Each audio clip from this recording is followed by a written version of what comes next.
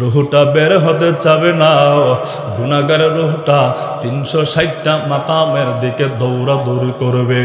মালাকুল মউত যখন গুনাহগার বলে, নাফরমান বলে, নাপাক আত্মা বলে, ওই রুহের মধ্যে তাফা মাইরা ধরবে, রুহ আসতে চাবে না। মালাকুল মউত রুহের মধ্যে দরিয়া যখন জোরে জোরে টান দেবে রে বাবা, নবীজি জানায়া দেয় ওই সময় গুনাহগার বান্দার মরণটা এমন কষ্টের হবে, জিন্দা একটা ছাগলের শরীর থেকে যদি চামড়া টেনে টেনে খসানো হয়, টেনে টেনে যদি চামড়া ওই ছাগলের শরীর থেকে যদি বের করা হয়, ছিঁড়া হয়, যেমন কষ্ট হবে, গুনাহগার বান্দার শরীর থেকে 3.5 হাত বডি থেকে যখন আপনার রুহটা বের করবে, নবী বলেন ওই জিন্দা ছাগলের শরীর থেকে চামড়া টেনে টেনে ছিঁড়লে যেমন কষ্ট হবে, গুনাহগারের রুহটা বের করার সময় তার সে 1000 কোটি গুণ বেশি কষ্ট হবে। ওই কবরে আপনি আমার ঢোকানোর পরে গুনাহ নিয়ে যদি কবরে যায়, নবী বলেন ওই কবরটা হবে জাহান্নামের গর্ত, সাপ বিচ্ছুর গর্ত, পোকা মাকড়ের গর্ত। যেই গর্তের মধ্যে ঘরের মধ্যে বালিশ থাকবে না, কম্বল থাকবে না, যেই ঘরের মধ্যে কোনো লাইট থাকবে না, দুনিয়ার কোনো পাওয়ারের বাতি থাকবে না, সূর্যের আলো পর্যন্ত ডুববে না, ওরে বাবা কবরটা হবে জাহান্নামের গর্ত। বলে গুনাহ নিয়ে যখন আপনি হাসরের ময়দানে দাঁড়াবো, আল্লাহর নবী বলেন আমার উম্মতের জন্য 50,000 বছর ধরে ধরে ওই হাসরের ময়দানে উলঙ্গ অবস্থায় থাকতে হবে, একজন আরেকজনের দিকে তাকানোর সময় পর্যন্ত পাবে না, 50,000 বছর ধরে ধরে উলঙ্গ অবস্থায় থাকবে। সূর্যের তাপ মাথার উপরে যখন চলে আসবে, কোন হাদিসের মধ্যে বলা হয় আধা হাত মাথার উপরে চলে আসবে, অন্য হাদিসের মধ্যে বলা হয় 1 হাত পরিমাণ চলে আসবে। বলে সূর্যের তাপ যখন আপনা আমার শরীরে লেগে যাবে, গুনাহগার বান্দার শরীরের মাথার উপরে যখন চলে আসবে, ওই সূর্যের তাপের কারণে শরীর থেকে ঘাম আর ঘাম বের হবে। নবী বলেন কারো আমল অনুযায়ী টাকনো পর্যন্ত, কারো আমল অনুযায়ী হাঁটু পর্যন্ত, কারো আমল অনুযায়ী বুক বরাবর পর্যন্ত, কারো আমল অনুযায়ী নাক বরাবর পর্যন্ত। অনেকে বলেন এই যে দলিলটা এটা হলো জয়ীব, সহিহ নয়। তবে হাসরের মাঠ সূর্য যখন মাথার উপরে চলে আসবে, পুরাটা জমিন তামা হয়ে যাবে, অনেক গরম হয়ে যাবে, তামা হয়ে যাবে। এবার মাটি নাড়াচাড়া দেবে, জাহান্নামের আগুনও বিকট আওয়াজ দিয়ে সামনের দিকে দৌড়ায় দৌড়ায় আসবে, আর আওয়াজ দিয়ে বলবে আল্লাহ দুনিয়ার জিন্দেগিতে থাকা অবস্থায় ওই বান্দাদের জন্য আপনি ওয়াদা করেছিলেন হাসরের ময়দানে যখন আসবে গুনাহগার বান্দাগুলোকে আমি জাহান্নামের মধ্যে ফেলে দিবেন। আল্লাহ জাহান্নাম আমি বড় ক্ষুধার্ত, আমি জাহান্নাম বড় ক্ষুধার্ত। আল্লাহ হাসরের কাজ, হাসরের বিচারের কাজ তাড়াতাড়ি কমপ্লিট করেন, আর গুনাহগারগুলোকে আমি জাহান্নামের মধ্যে ফালান। আল্লাহ তাদেরকে আমি ভক্ষণ করি। আল্লাহ বলবেন জাহান্নাম ধৈর্য ধরো, ধৈর্য ধরো, ধৈর্য ধরো, থামো থামো, বিচারের কাজ কমপ্লিট করিয়া আমি আল্লাহ গুনাহগারগুলোকে তুমি জাহান্নামের মধ্যে নিক্ষেপ করে দিব। এই দুনিয়া নামক জায়গা থেকে বাঁচার কি উপায়? ওই 1500 বছর আগে আল্লাহর নবী সাহাবায়ে কেরামের মাধ্যমে আল্লাহর নবী আপনা আমাকে জানিয়ে গেলেন। বুখারী শরীফের হাদিস নাম্বার হলো 6416 নাম্বার। নবীজির সাহাবী আব্দুল্লাহ ইবনে ওমর রাদিয়াল্লাহু তাআলা আনহুমা বলেন, একদিন নবীজি আমাকে শরীরের মধ্যে স্পর্শ করে বলেন, ইয়া আব্দুল্লাহ, ও ওমরের বেটা, ও ওমরের সন্তান আব্দুল্লাহ, এই দুনিয়া নামক জায়গা হলো হব্বত দুনিয়া রাসু কুল্লি খাতিয়া, গোটা দুনিয়াটা হলো সমস্ত গুনার মূল। এই দুনিয়া নামক সমস্ত গুনার মূল থেকে তুমি কিভাবে বাঁচবা, কিভাবে আল্লাহর তৈরি জান্নাতের মধ্যে ডুববা? সাহাবী বলেন, নবী গো, গোটা দুনিয়াটা যদি গুনার মূল হয়ে থাকে, ডানেও গুনাহ, বামেও গুনাহ, সামনে গুনাহ, পেছনে গুনাহ, সামনে তাকাইলো গুনাহ, উপরে তাকাইলো গুনাহ, ডান দিকে তাকাইলো গুনাহ, বাম দিকে তাকাইলো গুনাহ, চতুর্দিক দিয়া গুনাহ আর গুনাহ। কেমন করে নবী আমার আল্লাহর তৈরি জান্নাতের মধ্যে ঢুকবো? নবী বলেন, ও আব্দুল্লাহ ইবনে আমার, 3টা ঔষধ দিয়া গেলাম, 3টা প্রেসক্রিপশন দিলাম। এই 3টা প্রেসক্রিপশন অনুযায়ী যদি দুনিয়া নামক জায়গাতে চলো, এই দুনিয়া নামক গুনাহ তোমাকে গ্রাস করবে না, গ্রাস করবে না। আল্লাহর তৈরি জান্নাতে যাওয়া তোমার জন্য রাস্তা সহজ হয়ে যাবে। 1 নাম্বার আল্লাহর নবী জানায় দিলেন, কুন ফিদ দুনিয়া কান্নাকা গরীব। দুনিয়াতে এমন ভাবে চলবা তুমি গরীব অথবা প্রবাসী। 2 নাম্বার আল্লাহর নবী জানায় দেয়, আও কান্নাকা আবিরু সাবিল। দুনিয়াতে এমন ভাবে চলবা যেন তুমি একজন মুসাফির। ওয়াউদ্দা নাফসাকা মিন আহলিল কবর। 3 নাম্বার নবীজি জানায় দেয়, দুনিয়াতে এমন ভাবে চলবা, থাকবা, খাবা, চলাফেরা করবা, ওঠা বসা করবা যেন তুমি একজন কবরবাসীদের অন্তর্ভুক্ত। এই 3টা ঔষধ যদি তুমি ভক্ষণ করতে পারো, এই 3টা নিয়ম যদি পরিপূর্ণভাবে মেনে চলতে পারো, দুনিয়া নামক যত বড় গুনার জায়গা হোক না কেন, আল্লাহর তৈরি জান্নাতে যাওয়ার রাস্তা তোমার জন্য মালিক সহজ করে দিবি। এই দুনিয়ার ধোকায় যারা পড়ে গেছে, দুনিয়াও ধ্বংস, আখিরাতও ধ্বংস হয়ে গেছে। মুসা পয়গম্বর চাচাতো ভাই, চাচাতো ভাই কারণকে দাওয়াত দেয়, ও কারণ, আল্লাহ তাআলা পাহাড় পরিমাণ তোমাকে ধন সম্পদ দান করেছে।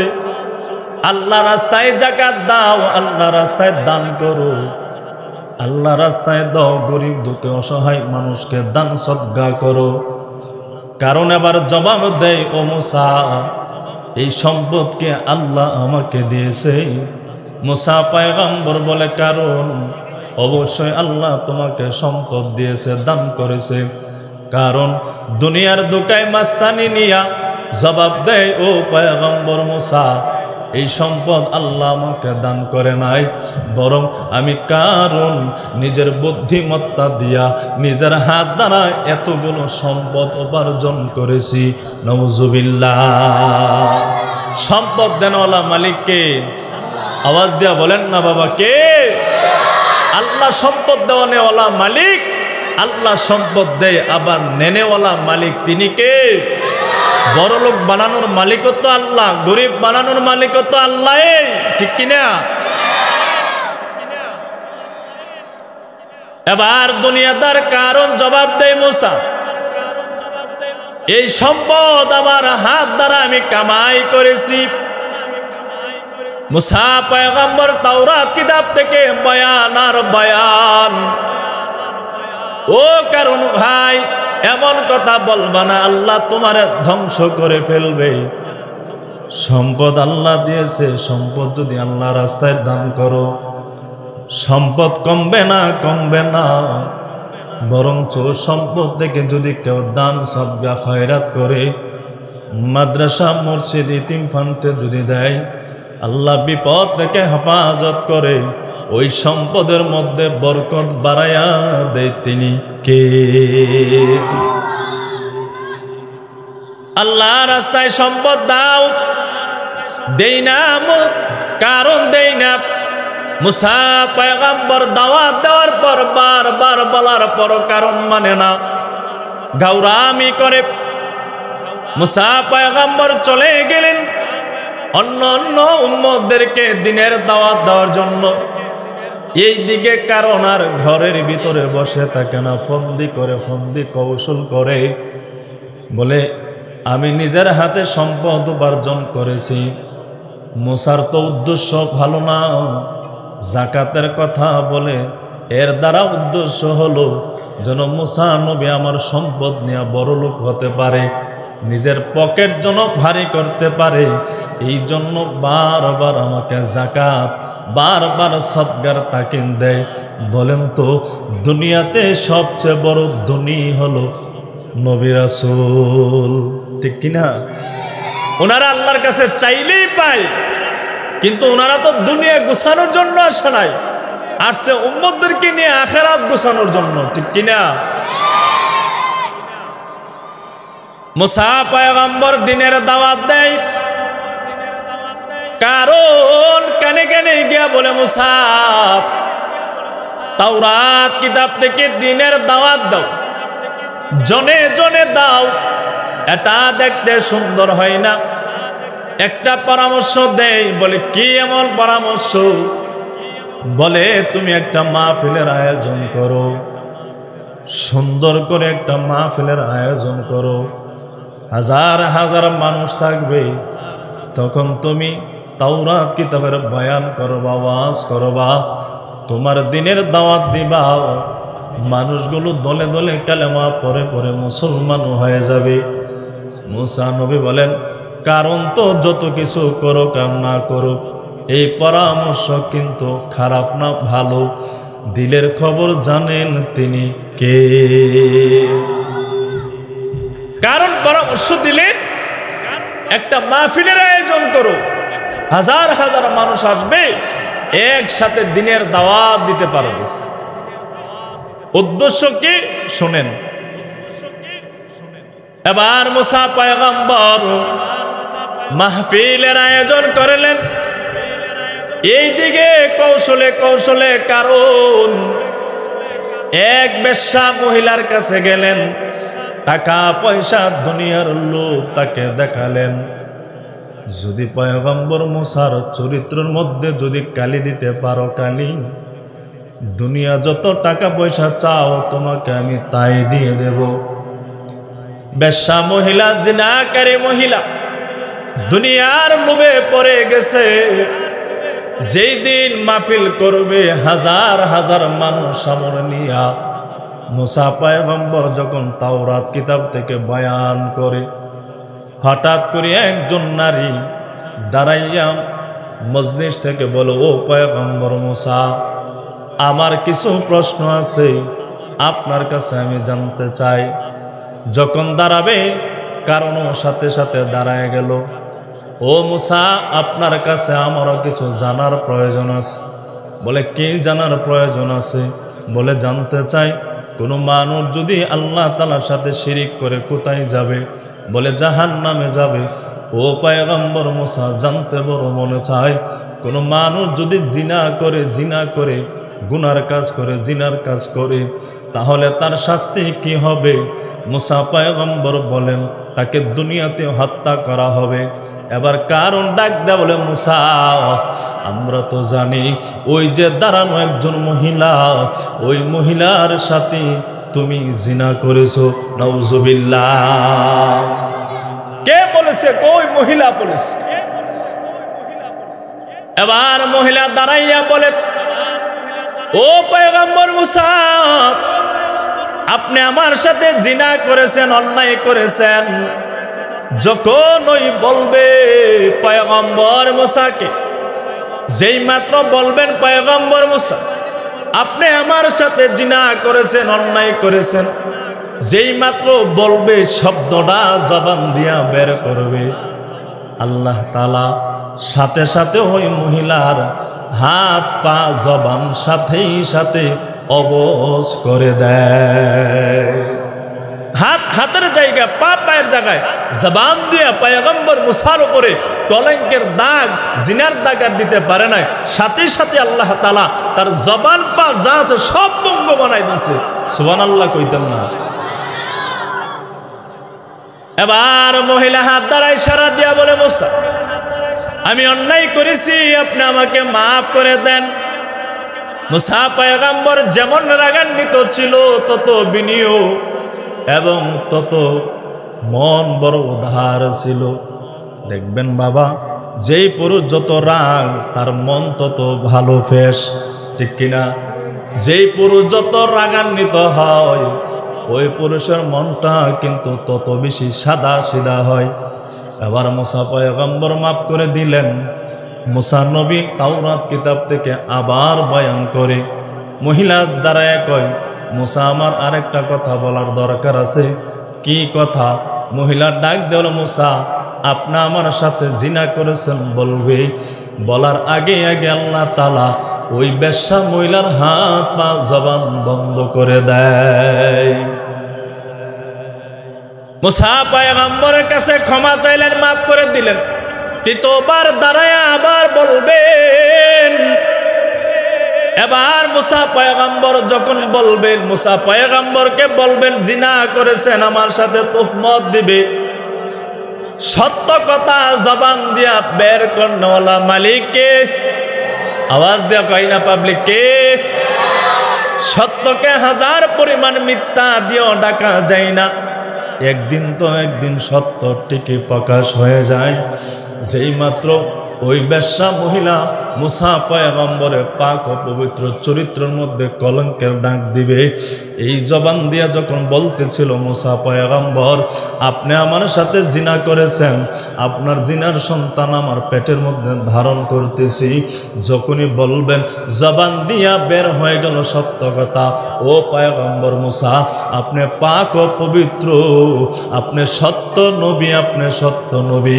তাওরাত থেকে যা দাওয়াত দেন, যা বলেন সবগুলো হলো সত্য, মিথ্যা মিথ্যা মিথ্যাও নাই। সুবহানাল্লাহ।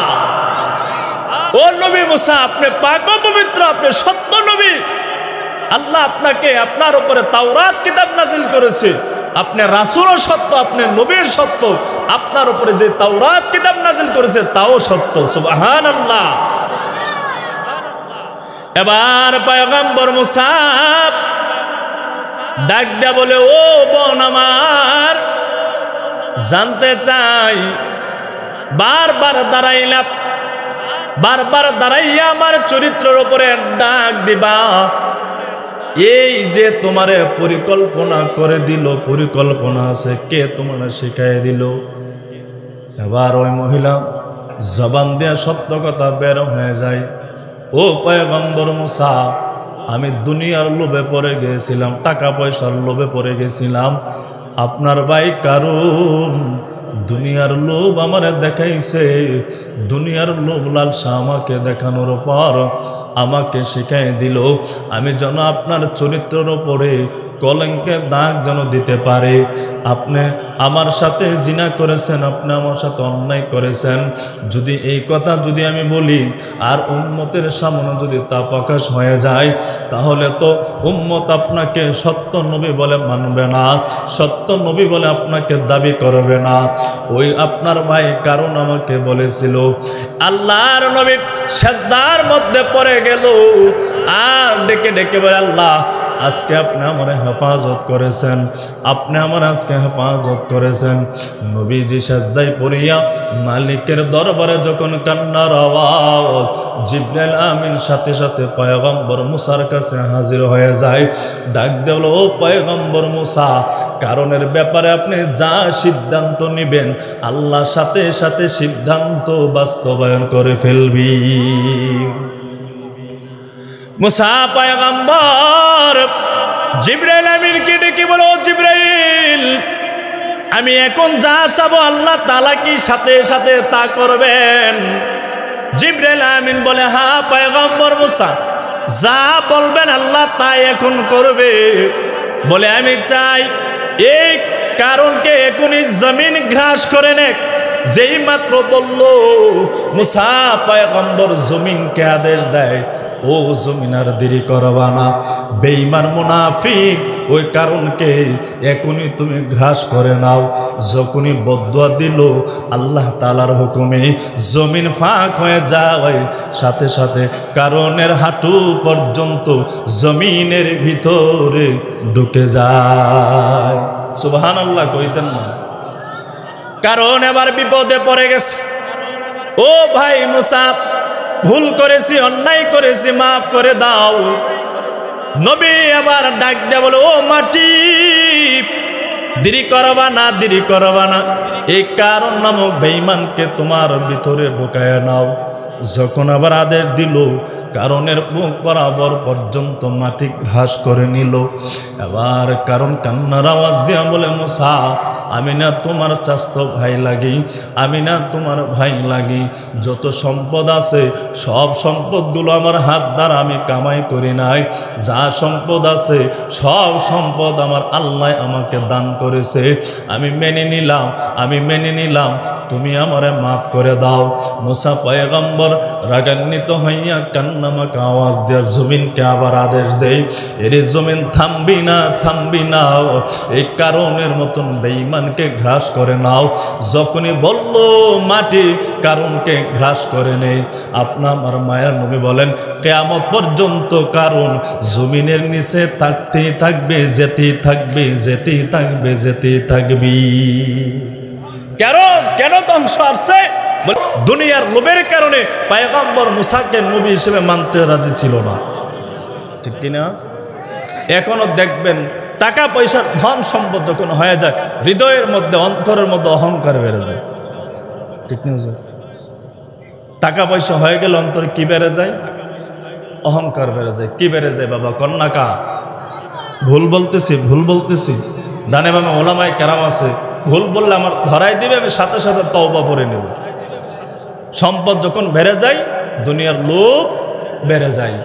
দুনিয়ার সম্পদ বেড়ে গেলে অহংকার বেড়ে যায়, তাকাব্বুর বেড়ে যায়, অন্তরে নিজেকে নিজে বিশাল কিছু মনে করে।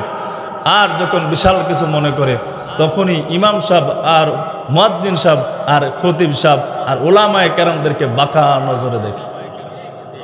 কথা ভাই, ভুল বললাম? সত্য কিনা মিথ্যা? কেন বাঁকা নজরে দেখে?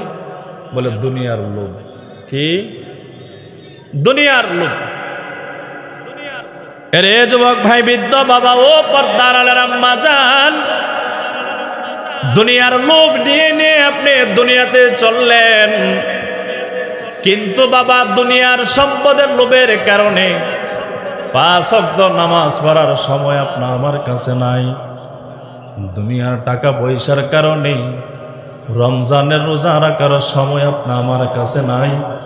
ও বাবা, বেনামাজি হইয়া যদি মাওলার কবরে যান, বেনামাজি হইয়া যদি এই অবস্থায় যদি আল্লাহ পাকের কবরে যদি ঢুকেন, বলেন বাবা ওই কবরটাকে আপনা আমার জন্য জান্নাতের বাগান হবে নাকি জাহান্নামের গর্ত হয়ে যাবে? কথা বলেন ঠিক কিনা?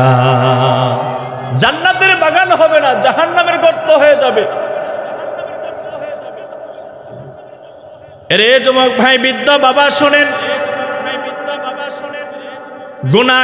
গুনাহ নিয়ে যদি দুনিয়াতে চলি, কোন দিন যেন মালাকুল মউত আপনা আমার চোখের সামনে হাজির হয়ে যাবে।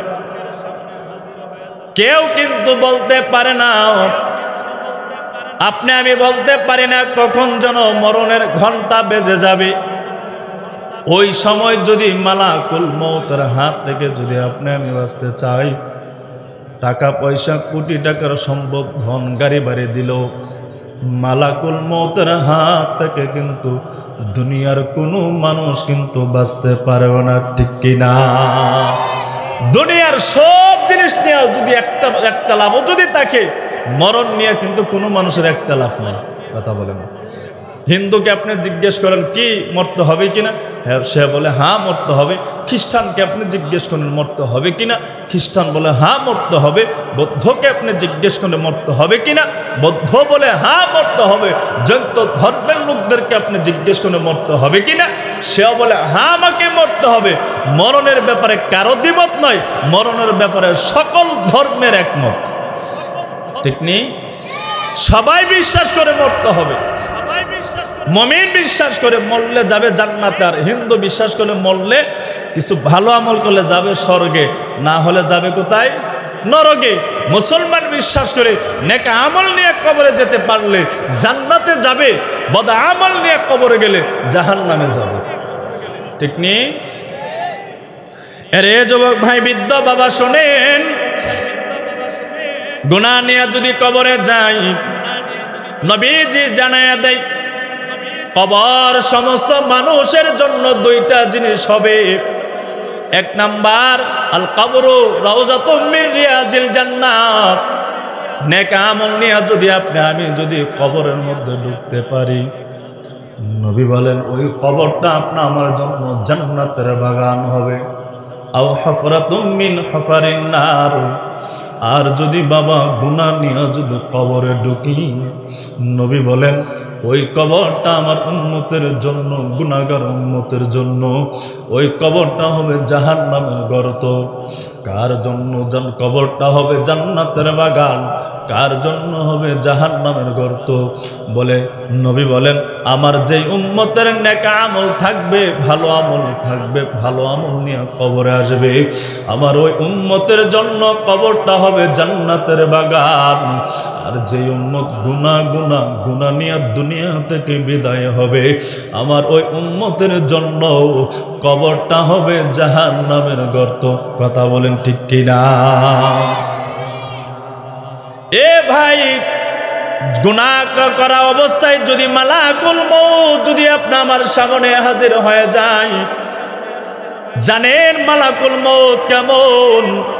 যেই মালাকুল মউত দেখতে কিন্তু সুন্দর হবে এমনটা না, যেই মালাকুল মউতের চোখ দিয়ে আগুনের লোকটা বের হবে, জাহান্নামের আগুন যেভাবে দাউ দাউ করে, মালাকুল মউতের চোখ দিয়ে এমনভাবে জাহান্নামের আগুনের বর্ণর মতন দুইটা চোখ হয়ে যাবে।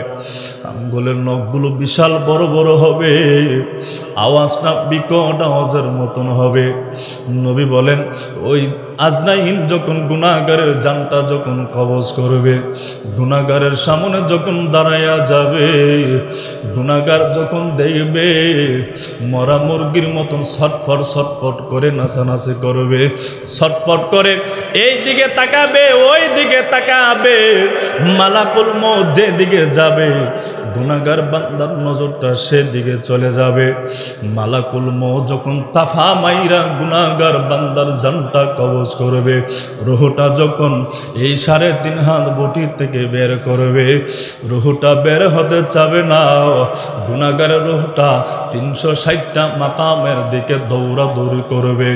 মালাকুল মউত যখন গুনাহগার বলে, নাফরমান বলে, নাপাক আত্মা বলে, ওই রুহের মধ্যে তাফা মাইরা ধরবে, রুহ আসতে চাবে না। মালাকুল মউত রুহের মধ্যে দরিয়া যখন জোরে জোরে টান দেবে রে বাবা, নবীজি জানায়া দেয় ওই সময় গুনাহগার বান্দার মরণটা এমন কষ্টের হবে, জিন্দা একটা ছাগলের শরীর থেকে যদি চামড়া টেনে টেনে খসানো হয়, টেনে টেনে যদি চামড়া ওই ছাগলের শরীর থেকে যদি বের করা হয়, ছিঁড়া হয়, যেমন কষ্ট হবে, গুনাহগার বান্দার শরীর থেকে 3.5 হাত বডি থেকে যখন আপনার রুহটা বের করবে, নবী বলেন ওই জিন্দা ছাগলের শরীর থেকে চামড়া টেনে টেনে ছিঁড়লে যেমন কষ্ট হবে, গুনাহগারের রুহটা বের করার সময় তার সে 1000 কোটি গুণ বেশি কষ্ট হবে। ওই কবরে আমার ঢোকানোর পরে গুনাহ নিয়ে যদি কবরে যায়, নবী বলেন ওই কবরটা হবে জাহান্নামের গর্ত, সাপ বিচ্ছুর গর্ত, পোকা মাকড়ের গর্ত। যেই গর্তের মধ্যে ঘরের মধ্যে বালিশ থাকবে না, কম্বল থাকবে না, যেই ঘরের মধ্যে কোনো লাইট থাকবে না, দুনিয়ার কোনো পাওয়ারের বাতি থাকবে না, সূর্যের আলো পর্যন্ত ডুববে না, ওরে বাবা কবরটা হবে জাহান্নামের গর্ত। বলে গুনাহ নিয়ে যখন আপনি হাসরের ময়দানে দাঁড়াবো, আল্লাহর নবী বলেন আমার উম্মতের জন্য 50,000 বছর ধরে ধরে ওই হাসরের ময়দানে উলঙ্গ অবস্থায় থাকতে হবে, একজন আরেকজনের দিকে তাকানোর সময় পর্যন্ত পাবে না, 50,000 বছর ধরে ধরে উলঙ্গ অবস্থায় থাকবে। সূর্যের তাপ মাথার উপরে যখন চলে আসবে, কোন হাদিসের মধ্যে বলা হয় আধা হাত মাথার উপরে চলে আসবে, অন্য হাদিসের মধ্যে বলা হয় 1 হাত পরিমাণ চলে আসবে। বলে সূর্যের তাপ যখন আমার শরীরে লেগে যাবে, গুনাহগার বান্দার শরীরের মাথার উপরে যখন চলে আসবে, ওই সূর্যের তাপের কারণে শরীর থেকে ঘাম আর ঘাম বের হবে। নবী বলেন কারো আমল অনুযায়ী টাকনো পর্যন্ত, কারো আমল অনুযায়ী হাঁটু পর্যন্ত, কারো আমল অনুযায়ী বুক বরাবর পর্যন্ত, কারো আমল অনুযায়ী নাক বরাবর পর্যন্ত। অনেকে বলেন এই যে দলিলটা এটা হলো জয়ীব, সহিহ নয়। তবে হাসরের মাঠ সূর্য যখন মাথার উপরে চলে আসবে পুরাটা জমিন তামা হয়ে যাবে, অনেক গরম হয়ে যাবে, তামা হয়ে যাবে। এবার মাটির নাড়াচাড়া দেবে, জাহান্নামের আগুনও বিকট আওয়াজ দিয়ে সামনের দিকে দৌড়ায় দৌড়ায় আসবে আর আওয়াজ দিয়ে বলবে আল্লাহ দুনিয়ার জিন্দেগিতে থাকা অবস্থায় ওই বান্দাদের জন্য আপনি ওয়াদা করেছিলেন হাসরের ময়দানে যখন আসবে গুনাহগার বান্দাগুলোকে আমি জাহান্নামের মধ্যে ফেলে দিবেন। আল্লাহ জাহান্নাম আমি বড় ক্ষুধার্ত, আমি জাহান্নাম বড় ক্ষুধার্ত। আল্লাহ হাসরের কাজ, হাসরের বিচারের কাজ তাড়াতাড়ি কমপ্লিট করেন আর গুনাহগারগুলোকে আমি জাহান্নামের মধ্যে ফেলান। আল্লাহ তাদেরকে আমি ভক্ষণ করি। আল্লাহ বলবেন জাহান্নাম ধৈর্য ধরো, ধৈর্য ধরো, ধৈর্য ধরো, থামো থামো, বিচারের কাজ কমপ্লিট করিয়া আমি আল্লাহ গুনাহগারগুলোকে তুমি জাহান্নামের মধ্যে নিক্ষেপ করে দিব। জাহান্নাম বিকট আওয়াজ বারবার দিবে। আপনা আমার মায়ার নবী ওই জাহান্নামের আগুন, জাহান্নামের বিকট আওয়াজ যখন শুনবে নবীজি সিজদার মধ্যে পড়ে যাবে। তিরমিজি সানির মধ্যে হাদিস খানা অন্যভাবে আসছে, আগে বলে জাহান্নামের আগুন যখন বিকট আওয়াজ দিবে উম্মতগুলো জাহান্নামের আগুনের বিকট আওয়াজ শোনার পর থরথর করে হাসরের ময়দানে দৌড়াদৌড়ি করবে। এক পর্যায়ে কোথায় যাবে? পয়গম্বর আদম আলাইহিস সালাতু ওয়াস সালামের কাছে গিয়ে বলবেন ও আদম পয়গম্বর, আপনি তো আমাদের প্রথম পিতা, আপনি তো আমাদের আদি পিতা। ও পয়গম্বর আপনি তো জান্নাতে ছিলেন, সর্বপ্রথম আল্লাহ তাআলা আপনাকে কুদরতি হাত দ্বারা বানাইছে। ও পয়গম্বর আল্লাহর কাছে সুপারিশ করেন না, 50 বছর ধরে ধরে এই হাসরের ময়দানের মধ্যে আছি, কত কষ্ট আর কষ্ট বোঝাতে পারবো না। হাসরের ময়দানে আল্লাহকে বলেন হিসাবের কাজ যেন তাড়াতাড়ি কার্যক্রম করে ফেলে, যাদেরকে জান্নাতে দেওয়ার জান্নাতে দিয়ে দেখ, যাদেরকে জাহান্নামে দেওয়ার জাহান্নামে দিয়ে দেখ। এবার পয়গম্বর আদম ডাকতে বলে ও সন্তানাদি আমার, আমি পারবো না আল্লাহর সামনে দাঁড়াইয়া তোমাদের জন্য সুপারিশ করতে, কারণ আমার সামান্য পরিমাণ ভুলের কারণে। কিন্তু জানেন নবীদের কোনো ভুল নাই, আল্লাহ তাআলা চাইছিলেন এমন হবে, এই জন্য পয়গম্বর আদম বলে আমার সামান্য পরিমাণ ভুলের কারণে জান্নাত থেকে তোমাদেরকে নিয়ে বের হয়ে গেলাম, আমি পারবো না আজকে সুপারিশ করতে, চলে যাও। বলে হাসরের ময়দানে আমরা কার কাছে যাব? বলে যাও পয়গম্বর মুসা নবীর কাছে। মুসা নবীর কাছে আসার পর মুসা নবীও তাদেরকে তাড়াইয়া দেবে, দৌড়াইয়া বলবে কার কাছে যাব? বলে যাও পয়গম্বর ঈসার কাছে। ঈসা পয়গম্বরের কাছে আসার পর উম্মতগণ বারবার বলবেন আমাদের জন্য সুপারিশ করেন, আমাদের জন্য সুপারিশ করেন। ঈসা পয়গম্বর সুপারিশ করবে না। এরে যুবক ভাই, বৃদ্ধ বাবা ও পর্দার আলের আম্মা জান, ঈসা পয়গম্বর সুপারিশ করবে না। উম্মতগণ টেনশন, বড় টেনশন, বড় পেরেশানে পড়ে যাবে। কার কাছে যাব? কে আমাদের জন্য সুপারিশ করবে? ঈসা পয়গম্বর ডাক দিয়ে বলবেন উম্মত টেনশন করবে না, টেনশন করবে না। এমন একজন নবী আছে, এমন একজন পয়গম্বর আছে যিনি দুনিয়ার জিন্দেগিতে 63 বছর জিন্দেগির ভিতরে 1 সেকেন্ডের জন্য উম্মতকে বলে নাই। যেই পয়গম্বর রওজা মুবারকের মধ্যে সেজদায় পড়িয়া ইয়া উম্মতি বলে, এখন যিনি বলেছিলেন সেজদায় অবস্থায় কবরের জগৎ উম্মতকে বলে নাই, যিনি হাসরের ময়দান উম্মতকে বলবে না। যাও আজকের দিনে সেই পয়গম্বর মুহাম্মদ রাসূলুল্লাহ সাল্লাল্লাহু আলাইহি ওয়াসাল্লামের দরবারে চলে যাও। আজকের দিন ওনাকে আল্লাহ সুপারিশ করার সুযোগ দিয়ে দিবেন। সুপারিশ করতে সময় হবে, আল্লাহ মাফ করতে সময় হবে না। উম্মতগণ দৌড়াইয়া আপনি আমার মায়ার নবীর কাছে আসবেন। ও নবী আমার, তাড়াতাড়ি আল্লাহ তাআলার কাছে সুপারিশ করেন না। এইদিকে জাহান্নামের আগুন বিকট আওয়াজ দিয়ে দিয়ে সামনের দিকে দৌড়ায় আগাবে। নবী আমার আল্লাহ তাআলার কুদরতি পায়ের উপরে সাজদায় পড়ে যাবে। সমস্ত নবীরা ইয়া নাফসি বলে আওয়াজ, সমস্ত উম্মতেরা ইয়া নাফসি বলে কান্নার আওয়াজ দিবে। এর যুবক ভাই, বৃদ্ধ বাবা শুনেন, আপনা আমার মায়ার নবী, দয়ার নবী দুনিয়ার জিন্দেগিতে উম্মতকে ভুলে নাই।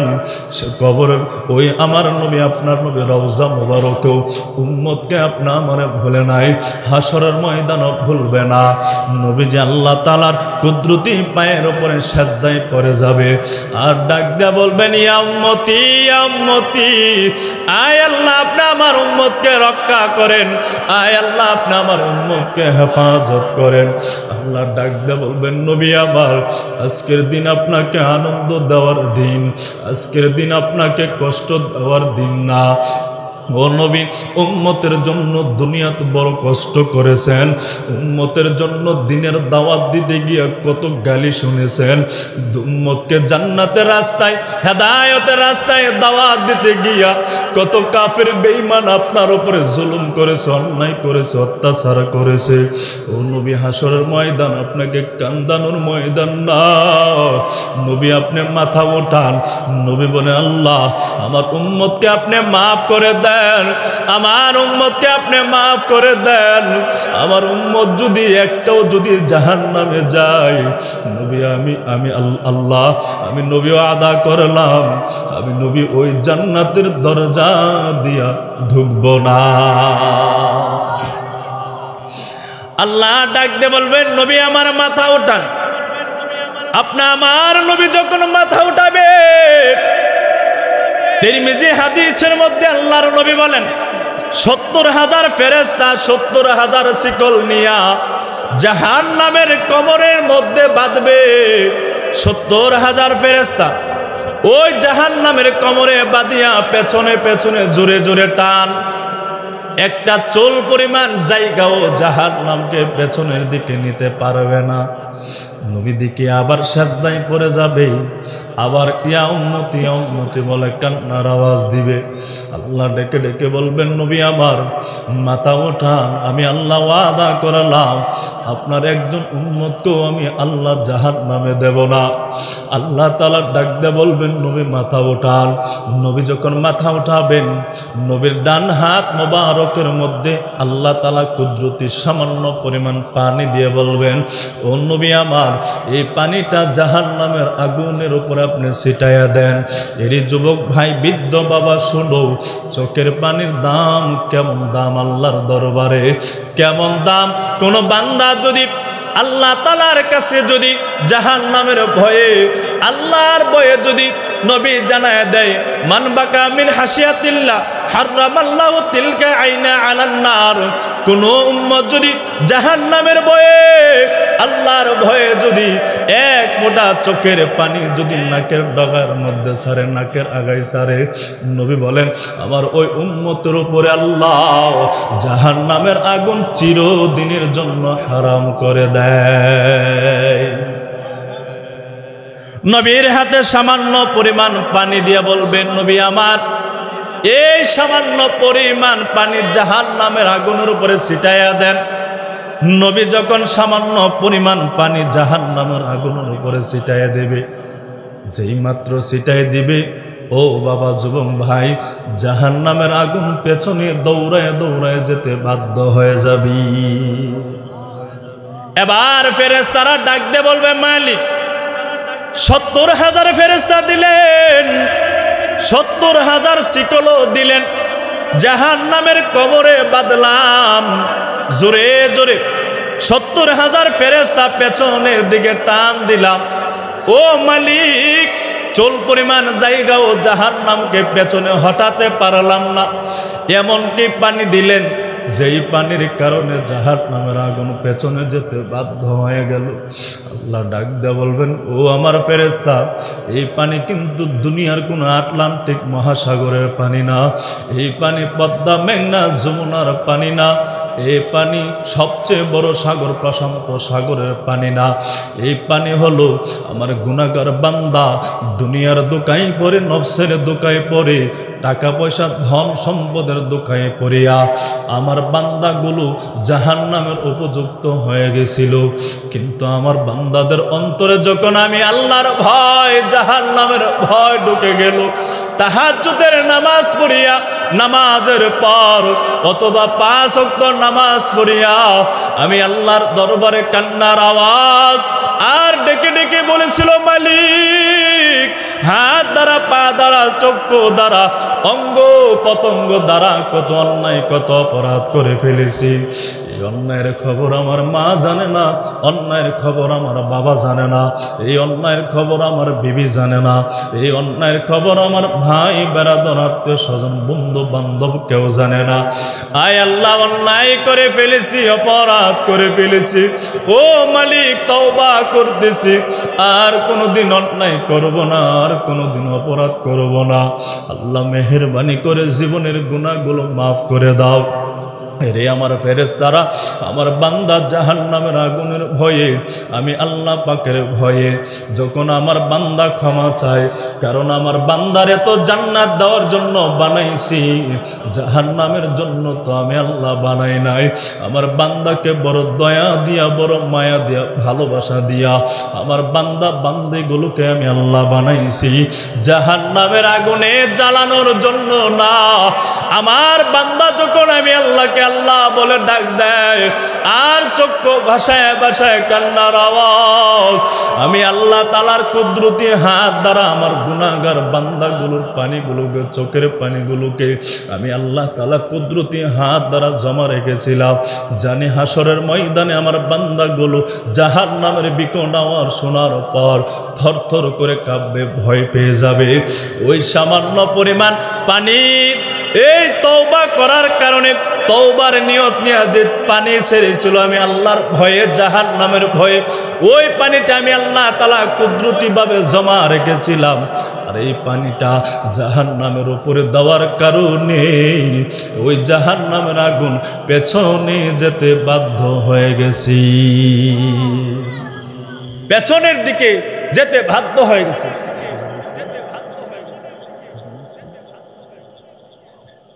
তাহলে চোখের পানির ধাম আছে কি নাই? কথা কই না, আছে কি নাই? ও ভাই, হাত দ্বারা, পা দ্বারা, চক্ষু দ্বারা, অঙ্গ প্রত্যঙ্গ দ্বারা কত অন্যায় করেছি, হিসাব আছে? এখানে আপনি আমি কেউ কেউ কেউ বলতে পারবেন না, হুজুর আমার হাত দ্বারা, পা দ্বারা, চক্ষু দ্বারা আমার গুনাহ হয় না, আমার অন্যায় হয় না। অহরহর আমার হাত দ্বারা, পা দ্বারা, চোখ দ্বারা অন্যায় হচ্ছে, গুনাহ হইতেছে। এই গুনার উপরে তওবার করার প্রয়োজন আছে কি নাই? কথা বলে না, আছে কি নাই? আসেনি? তওবার নিয়ত করার, তওবা করবেন নিয়ত আসেনি সকলের? খাটি দিলে তওবা করবেন, কার কার নিয়ত আছে? 2 কানা হাত আল্লাহকে দেখায় দেয়। নারে তাকবীর, নারে তাকবীর। আল্লাহ সব ভাইকে গুনাহমুক্ত জীবন দান করে, সকলে বলে আমিন। গুনাহমুক্ত জীবন নিয়ে যেন আল্লাহর তৈরি জান্নাতে ঢুকতে পারে আল্লাহ তৌফিক দান করে, সকলে বলে আমিন। যেই কথা বলতেছিলাম ভাই, বলে দুনিয়ার লোক,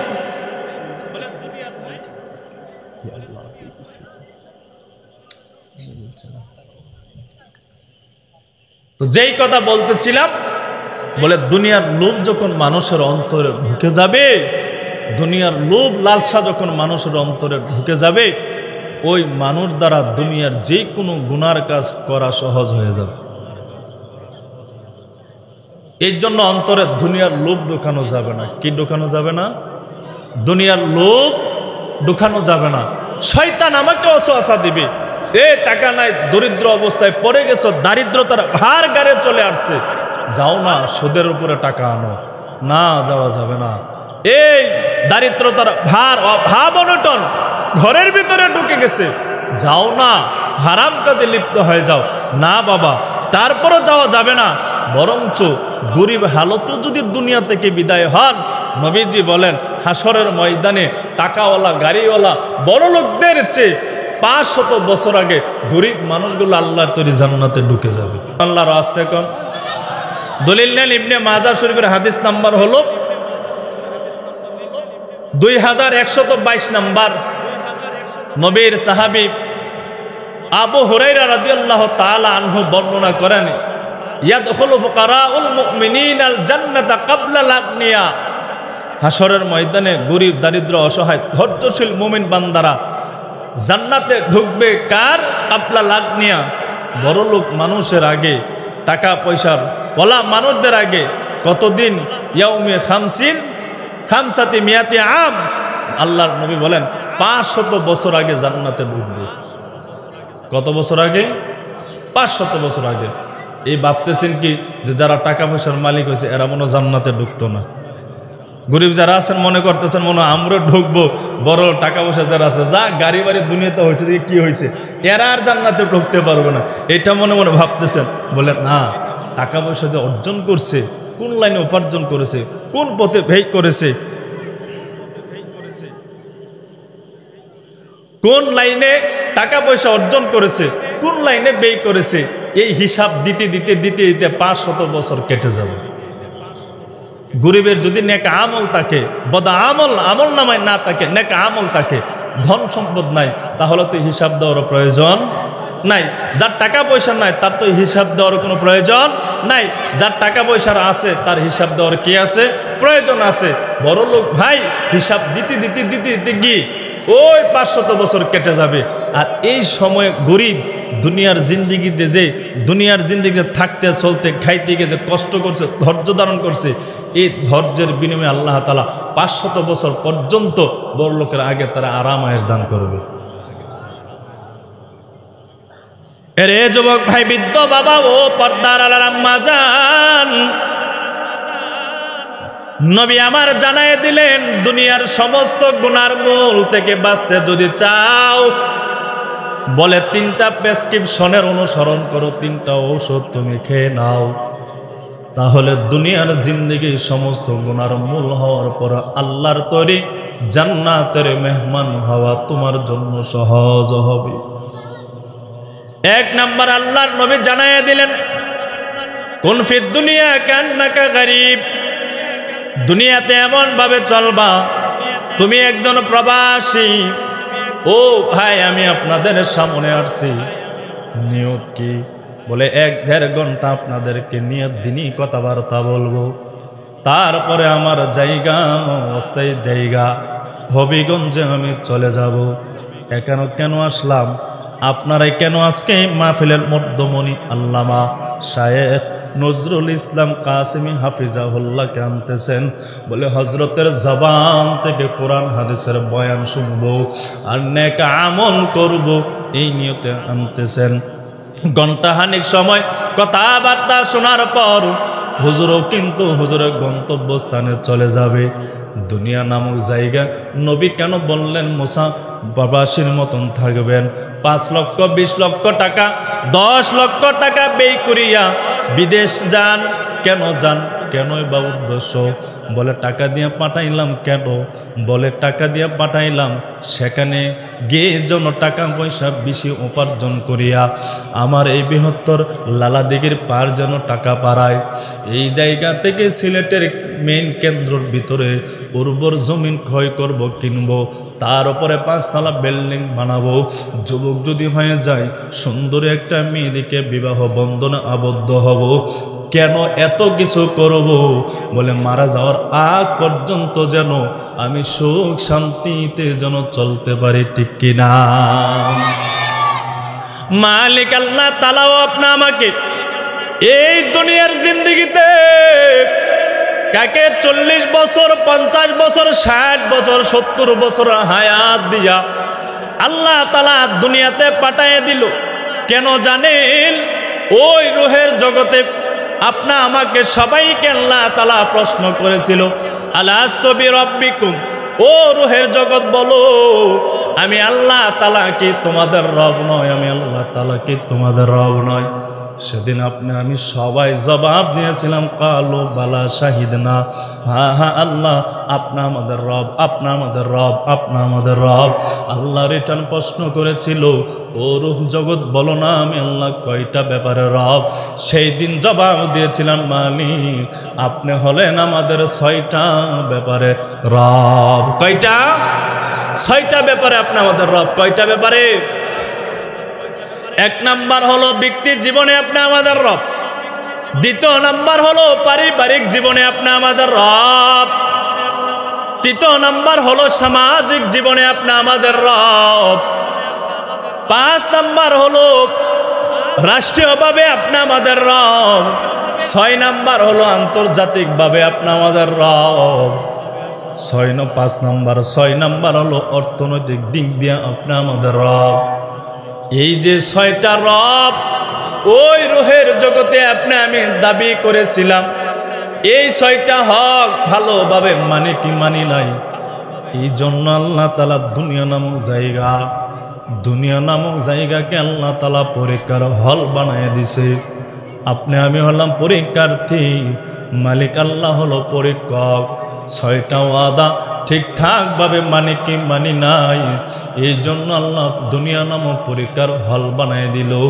এ আমার বান্দারা যারা ওয়াদা করেছিল দুনিয়ার জিন্দেগিতে 6টা ওয়াদার কথা ভুলবা না। 6টা ওয়াদার ওপরে পরিপূর্ণ আমল করবা। পরিপূর্ণ আমল করিয়া যদি কবরের মধ্যে আসো, কবর জান্নাতের বাগান হবে।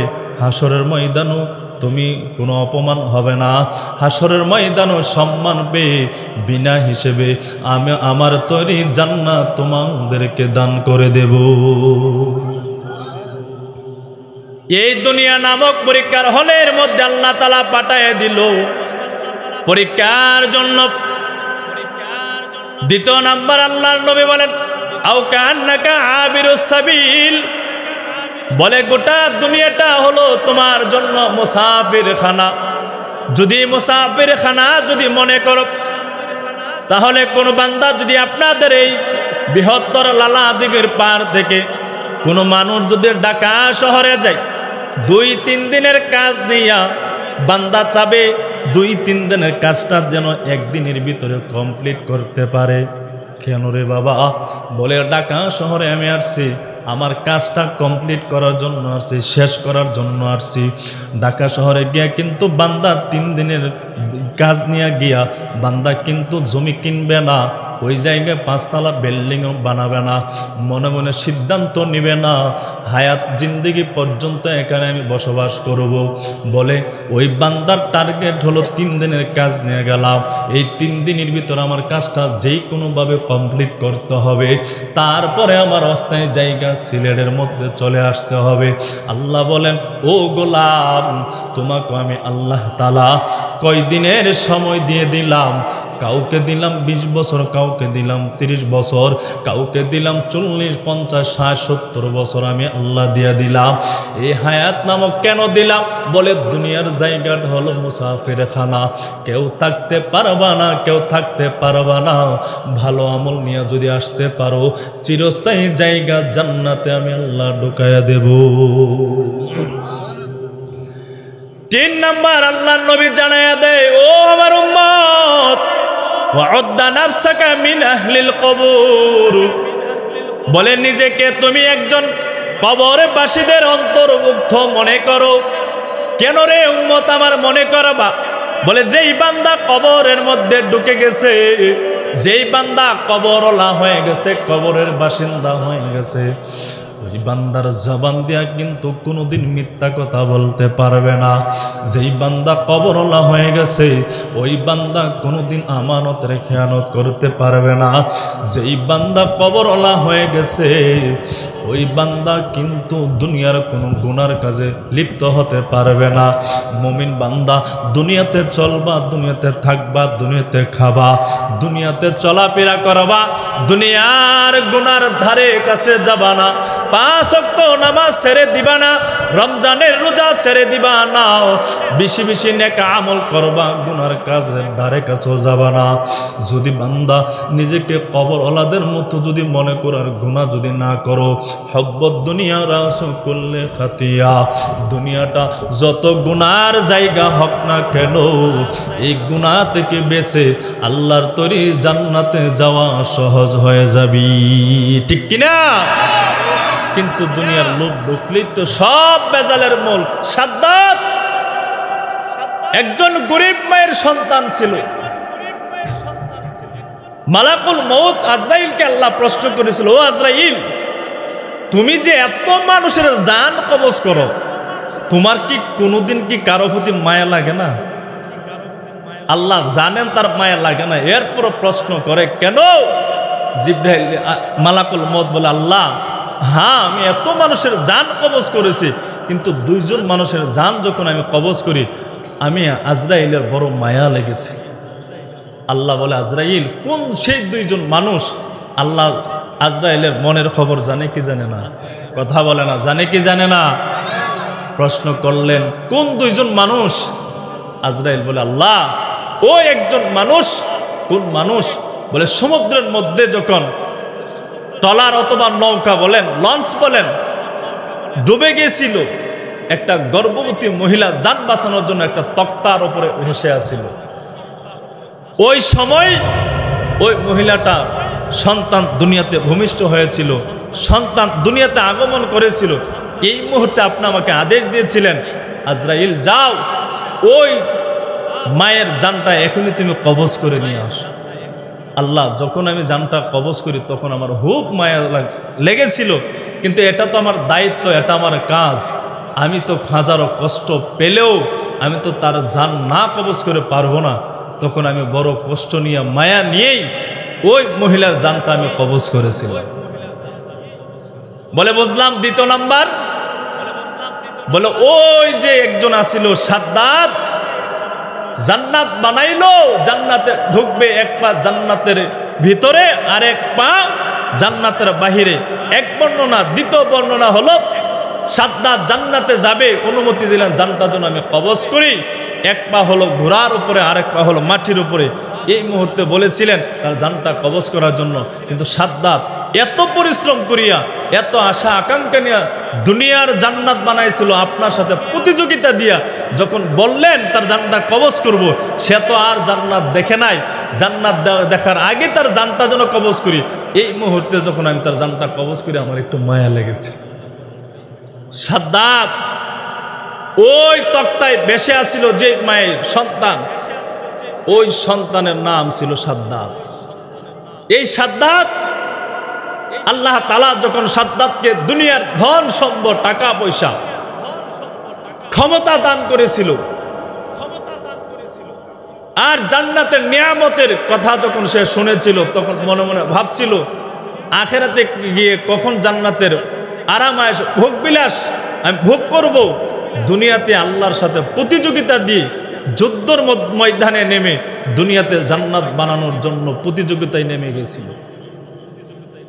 বলেন, আপনি কাউকে যদি উপকার করার পরে সে যদি আপনার বিরোধিতা করে, কষ্ট কম হয় নাকি বেশি হয়? আওয়াজ দেন, সিলেটের মানুষ, কম হয় নাকি বেশি হয়? আল্লাহ তখন আজরাইলকে অর্ডার দিয়েছিল, যাও তার জানটা কবজ করে নিয়ে আসছে। আজরাইল যখন সাদ্দাতের ঘোড়া দিয়া দৌড়ায় যায় জান্নাত দেখবে, জিন্ন শীর্ণ মানুষের আকারে ভেষ ধরিয়া সাদ্দাতকে ডাক দিল, ও সাদ্দাত, তোমার সাথে আমার কিছু কথা আছে। সাদ্দাত কয়, এই পেছন থেকে ডাকুসকা। এমন একটা ভেষ ধরিয়া ছিল, পোশাকে দিতে এমন উন্নত মানের না, চেহারাটাও এলোমেলো ছিল। এই আমার ডাকুসকা, তো তোমার সাথে আমার কথা আছে। বলে, কথা বলার কোনো সুযোগ নাই, অন্যদিন আসিও কথা বলবো। আজকে আমি দুনিয়ার যে জান্নাত বানাইছি, জান্নাত দেখার জন্য যাব। মালাকুল মউত বলে, সাদ্দাত, তোমার সাথে আমার কিছু এমার্জেন্সি কথা আছে। এই বললাম না, বলা যাবে না, একটু শোনো না। কানের কাছে গিয়া বলে, সাদ্দাত, আমি কে, আমাকে চিনো? বলে, না, তোমাকে তো দেখতে একজন ফকির দেখা যায়। বলে, আমি ফকির নয়, আমি হলাম মালাকুল মউত। কি মনে করেন সাদ্দাতের অবস্থা? যেই মাত্র বলল, কিতাবের মধ্যে উল্লেখ হয় সাদ্দাতের সারা শরীর দিয়ে ঘাম বের হয়ে গেছে। ঘাম মাথার উপরে পানি ছাড়লে যেভাবে শরীর দিয়ে বেয়ে বেয়ে পানি পড়ে, ঠিক তেমনই ভাবে সাদ্দাতের শরীর থেকে ঘাম বেয়ে বেয়ে পড়তেছে। এবার সাদ্দাত বলে, মালাকুল মউত, আমার একটু সময় দাও, আমি যে জান্নাত বানাইছি জান্নাতটা একটু দেখে আসি। আরে যুবক ভাই, বৃদ্ধ বাবা, ও পর্দার আলার আম্মা জান, শোনেন। এবার সাদ্দাত ডাকতে বলে, মালাকুল মউত, ও আজরাইল, আমাকে সামান্য পরিমাণ সময় দাও। এত কষ্ট করিয়া, পরিশ্রম করিয়া করিয়া দুনিয়াতে জান্নাত বানাইলাম, জান্নাতটা একটা নজর দেখি, না দেখলে বড় আফসোস থাকবে। এবার মালাকুল মউত ডাকতে বলে, সাদ্দাত, তুমি কে? তুমি কি জানো? তুমি তো সেই সন্তান, যেই সন্তান তোমার মা তক্তার উপরে ভেসেছিল। ওই অবস্থায় তুমি দুনিয়াতে আগমন করেছিলা। আল্লাহ তাআলা তক্তার উপরে ভাসিয়া ভাসিয়া পাহাড়ের এক কোণার মধ্যে তোমার আনি আশ্রয় দিয়েছিল। খাবার দাবারের কিভাবে ব্যবস্থা হবে? আল্লাহ তাআলা জিবরাইল আমিনকে আদেশ দেয়, ও জিবরাইল আমিন, সাদ্দাতের খাবারের বড় প্রয়োজন, দুনিয়ার কোনো খাবার খেতে পারবে না, তার মায়ের স্তনের দুধের প্রয়োজন। চাও তোমার আঙ্গুলখানা সাদ্দাতের মুখের মধ্যে ঢুকাইয়া দাও, আমি আল্লাহ তাআলা ওই আঙ্গুল থেকে কুদরতিভাবে দুধের ব্যবস্থা করে দেব। ও সাদ্দাত, তোমাকে আল্লাহ তাআলা এমন ভাবে লালন পালন করেছে, দুনিয়ার ধন সম্পদ যখন পেয়ে গেলা, আল্লাহকে সাদ্দাত তুমি ভুলে গেলা, আল্লাহর সাথে প্রতিযোগিতায় নেমে জান্নাত বানানোর জন্য আরম্ভ করলা। ও সাদ্দাত, তোমার মতন নিমক খারাপ দুনিয়াতে আর কেউ হতে পারে না। সাদ্দাত দে, আল্লাহ আমার অর্ডার দিয়েছে, আদেশ করেছে, এই অবস্থায় যেন তোমার জানটা আমি কবজ করে নেই। মালাকুল মউতকে বারবার কাকুতি মিনতি করলেন সাদ্দাত, তারপর মালাকুল মউত তার রেহাই দেই নাই। এক পা ঘোড়ার ওপরে আর এক পা জমিনে, মালাকুল মউত তাফা মাইরা সাদ্দাতের জানটা সাথে সাথে গ্রহণ করে নেই, কবজ করে নেই, আর জাহান্নামের আগুনে ওই সাদ্দাতকে নিক্ষেপ করে দেয়। কি ঢুকে গেছিল অন্তরে? দুনিয়ার লোভ অন্তরে ঢুকে গেছিল। দুনিয়ার টাকা পয়সা ধন সম্পদ যখন বেড়ে গেছিল, দুনিয়ার লোভ অন্তরে বেড়ে গেছিল, ঢুকে গেছিল, যার কারণে এক পর্যায়ে সাদ্দাত আল্লাহর সাথে নাফরমানি করে দুনিয়াতে জান্নাত বানানোর প্রতিযোগিতায় নেমে গেছিল। ঠিক নেই? এই জন্য বলি বাবা, এই যে দুনিয়াতে আল্লাহ তাআলা আপনা আমাকে পাঠাইছে, এই দুনিয়াটা কিন্তু মুমিনের জন্য আল্লাহ তাআলা পরীক্ষার হল বানাই দিছে। মুসলিম শরীফের হাদিস নাম্বার হলো 2956 নাম্বার, তিরমিজি শরীফের হাদিস নাম্বার হলো 2324 নাম্বার। এই হাদিসের মধ্যে আল্লাহর নবীর সাহাবী আবু হুরায়রা রাদিয়াল্লাহু তাআলা আনহু বলেন, তিনি বলেন, রাসূল আকরাম সাল্লাল্লাহু আলাইহি ওয়াসাল্লাম ইরশাদ করেছেন, আদ-দুনিয়া সিজনুল মুমিন ও জান্নাতুল কাফির। এই গোটা দুনিয়াটা হলো মুমিন মুসলমান ইমানদার যারা হবে তাদের জন্য গোটা দুনিয়াটা হবে জেলখানা, আর কাফির বেঈমান ইহুদি খ্রিস্টান বৌদ্ধদের জন্য এই দুনিয়াটা হবে বালাখানা। মুমিন তো আল্লাহ মানে, মুমিন তো নবী মানে, মুমিন তো ইসলাম মানে, এরপরও কেন মুমিনের জন্য গোটা দুনিয়াটা জেলখানা হবে? কারণ মুমিন যখন চলতে যাবে, ঠিকঠাক পথে চলতে থাকবে, হক পথে চলবে, সত্যের পথে চলবে, ভালো কাজ করবে, শয়তান মিয়া কিন্তু আর বসে থাকবে না। কি বলেন? শয়তান বসে থাকবে? আপনাকে বিপদে পালার চেষ্টা করবে। আপনি ভালো লাইনে থাকবেন, ভালো লাইনে চলবেন, ভালো কথা বলবেন, শয়তান আপনাকে বিপদে ফেলানোর জন্য চেষ্টা করবে। ওই বিপদের মধ্যে থাকিয়া ধৈর্য ধারণ করবেন। আর যখন বিপদে পড়বেন, বিপদে পড়ে যাবেন, বিপদে পড়লেই তো একটা মানুষ বিশাল কষ্ট করতে হয়, কষ্টের মধ্যে পড়ে যায় মুমিন বান্দা। এই কষ্টের মধ্যে যখন ধৈর্য ধারণ করবে, সবর করবে, হাসরের ময়দানে আল্লাহ তাআলা সূরা জুমার 10 নম্বর আয়াতে কালেমার মধ্যে বলেন, আমি আল্লাহ তাআলা ওই ইমানদার ধৈর্যশীল বান্দা বান্দীদেরকে আমার তৈরি জান্নাত বিনা হিসাবে আমি আল্লাহ দান করে দেব। বিনা হিসেবে আল্লাহ তাআলা আপনি আমাকে জান্নাত দান করে দিবেন। তো মুমিন দুনিয়াতে চললে থাকলে তো কষ্ট করতে হবে, ঠিক কিনা? বিপদ আপদ আসবে, ধৈর্য ধারণ করতে হবে, ঠিক কিনা? ধৈর্য ধারণ যখন করবেন বাবা, হাসরের ময়দানে আল্লাহ তাআলা বিনা হিসেবে আপনাকে কি দিবেন? জান্নাত দান করবেন। হাসরের ময়দানে গরিব দুঃখী অসহায় মানুষগুলো, মুমিন বান্দারা কষ্ট নিয়ে যখন হাসরের ময়দানে দাঁড়াবে, একদল ফেরেশতা ডেকে বলবে, ও কে আছো তোমরা? দুনিয়াতে বিপদে আপদে মুসিবতে ধৈর্য ধারণ করেছিলা, দাঁড়াও। তখন একদল মানুষ হাসরের ময়দানে দাঁড়ায়া যাবে। দাঁড়ানোর পর ফেরেশতা বলবে, সামনের দিকে হাঁটো, সামনের দিকে হাঁটো, সামনের দিকে হাঁটো। সামনে যখন যাবে, জান্নাতের দরজার সামনে গিয়ে দাঁড়ায়া যাবে। পেছন থেকে ফেরেশতা ডাক দেবে, ও জান্নাতের দরজার দারোয়ান রেজওয়ান ভাই, জান্নাতের দরজা খুলে দাও। রেজন ডেকে বলবে, জান্নাতের দরজা যে খুলবো, এখনো তো হাসরের ময়দানের যে বিচার করার দরকার ছিল, কথা ছিল, এখনো তো বিচারের কাজ আরম্ভ হয় নাই, জান্নাতের দরজা কিভাবে খুলবো? পেছন থেকে ফেরেশতারা ডেকে বলবে, কা তুমি কি জানো না, দুনিয়াতে যারা বিপদে আপদে মুসিবতে ধৈর্য ধারণ করবে, আল্লাহ তাআলা হাসরের ময়দানে বিচার না নিয়ে বিনা হিসেবে আল্লাহ তাআলা তাদেরকে জান্নাত দান করবে। তখন সাথে সাথে জান্নাতের দরজা খুলে দেওয়া হবে। ধৈর্যশীল মানুষগুলো জান্নাতে ঢুকবে, জান্নাতের সিংহাসনে বসিয়া হাসরের ময়দানের যা বিচার হয় সব বিচারগুলো দেখবে। তাহলে ধৈর্য ধারণ করলে লাভ না ক্ষতি? বলেন বাবা, লাভ না ক্ষতি? ধৈর্য ধারণ করলেই লাভ। এই জন্য তো আল্লাহর নবী বলেন, গোটা দুনিয়া যাদের অন্তরে দুনিয়ার লোভ ঢুকায় ফেলবে বাবা, দুনিয়া ধ্বংস, আখেরাতও ধ্বংস। নবীজি ইবনে মাজার 4112 নম্বর হাদিসের মধ্যে আবু হুরায়রা রাদিয়াল্লাহু তাআলা আনহু হতে বর্ণিত, তিনি বললেন, দুনিয়ার সব জিনিস ধ্বংস হবে, চারটা জিনিস থাকবে। এই চারটা জিনিস ধ্বংস হবে না।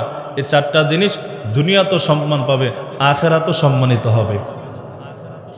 নবীজি বলেন, আদ-দুনিয়া মালউনাতুন মালউন মা ফিহা, দুনিয়ার যা আছে সব ধ্বংস হয়ে যাবে, ইল্লা, তবে যিকরাল্লাহ। এক নম্বর হলো যিকরাল্লাহ, জিকির করনেওয়ালা বান্দাদের জবান, জিকির করনেওয়ালা মানুষের শরীর, জিকির করনেওয়ালা বান্দা 3.5 হাত ঘটি দুনিয়াতে ধ্বংস হবে না। অমাওয়ালাহু, দ্বিতীয় নম্বর আল্লাহর নবী বলেন, দ্বিতীয় নম্বর হলো নেক কাজ, সংগঠিত কাজ।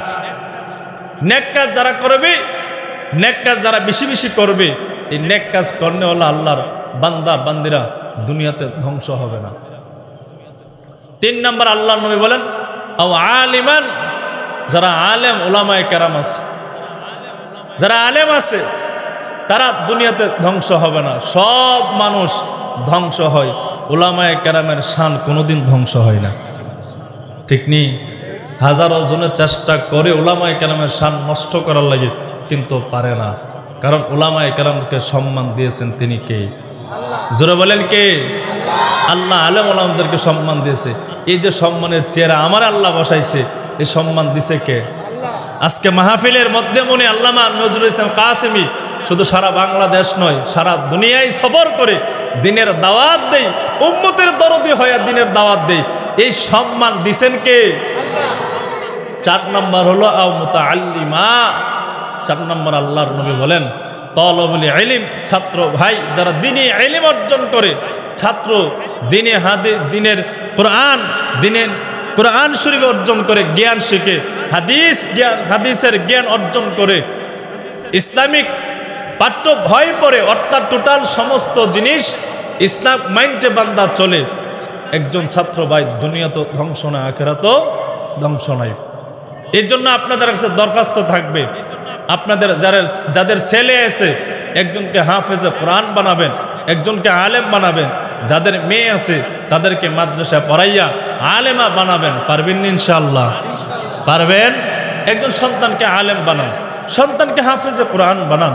ও বাবা, একজন সন্তানকে যদি হাফেজে কোরআন বানায় কবরে যেতে পারেন, একজন সন্তানকে যদি আলেম বানায় যদি কবরে যেতে পারেন, এই সন্তান আপনি দুনিয়াতে যখন থাকবেন না, আপনার এই সন্তান যখন আপনার জন্য হাত উঠায় দোয়া করবে, রব্বির হামহুমা কামা রব্বায়ানি সগীরা, দোয়া করতে সময় হবে, নবী বলেন এই সন্তান মা বাবার মাগফিরাত কামনায় দোয়া করতে সময় হবে, আল্লাহ তাআলা ওই সন্তানের মা বাবাকে মাফ করতে সময় হবে না, মাফ করতে সময় হবে না।